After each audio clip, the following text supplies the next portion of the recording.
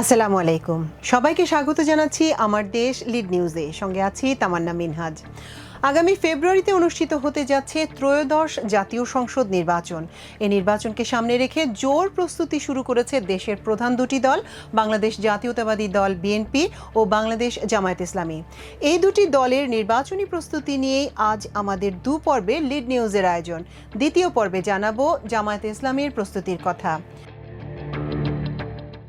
জামায়াত ইসলামের প্রস্তুতি নিয়ে রিপোর্টটি সাজিয়েছেন রকিবুল হক। চলুন দর্শক জেনে নেওয়া যাক লিড নিউজের দ্বিতীয় পর্বের বিস্তারিত।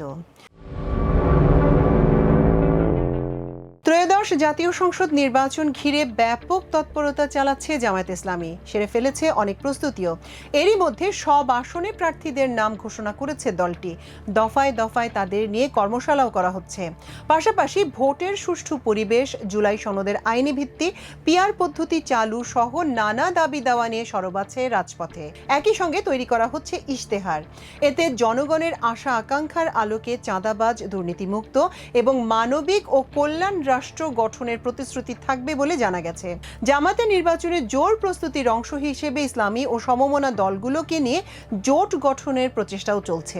পাশাপাশি দলটি ঘোষিত প্রার্থীরা নির্বাচনী এলাকায় গণসংযোগে ব্যস্ত সময় পার করছেন।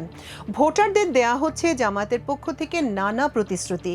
এছাড়া দলটি ভোটারদের আকৃষ্ট ও চমক দেখানোর মতো জনবান্ধব একটি ইশতেহার ঘোষণার পরিকল্পনা নিচ্ছে। ইশতেহার তৈরির সঙ্গে যুক্ত কয়েকটি সূত্র জানায়, সংশ্লিষ্ট বিশেষজ্ঞরা বিভিন্ন মহলের মতামত ও প্রস্তাব নিয়ে নির্বাচনী ইশতেহারের খসড়া প্রস্তুত করছে জামায়াত। তৈরি হয়ে গেলে কেন্দ্রীয় নির্বাহী পরিষদের অনুমোদনের মাধ্যমে শিগগিরই এটি চূড়ান্ত করা হতে পারে।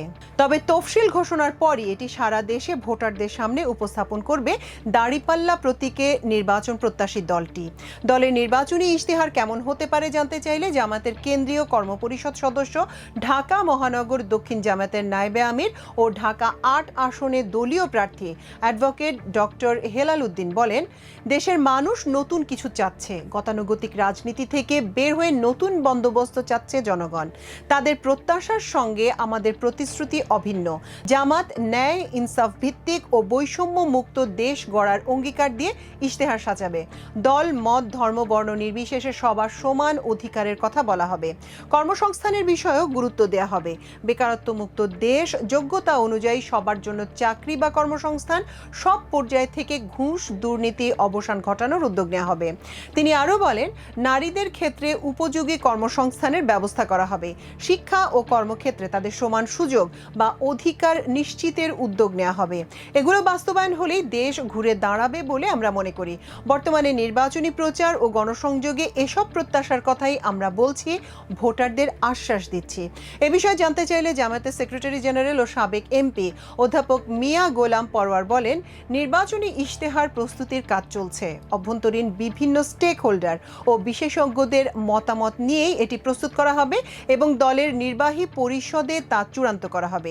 ইশতেহারের বিষয়বস্তু সম্পর্কে গোলাম পরওয়ার বলেন, একটি রাষ্ট্রকে কি করে কল্যাণ রাষ্ট্রে পরিণত করা যায় সেই বিষয়গুলো থাকবে।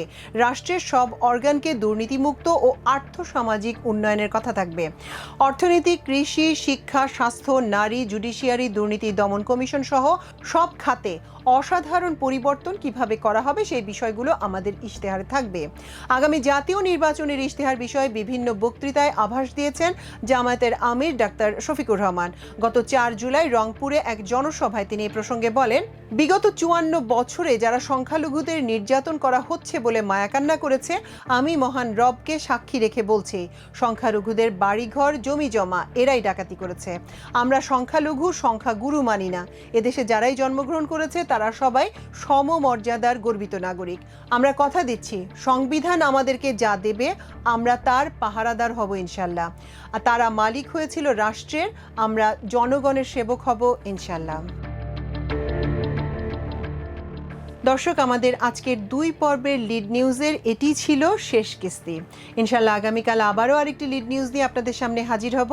সে পর্যন্ত আল্লাহ সবাইকে ভালো রাখুন, সুস্থ রাখুন, সমৃদ্ধ রাখুন। এতক্ষণ সঙ্গে থাকার জন্য অশেষ কৃতজ্ঞতা। আল্লাহ হাফেজ।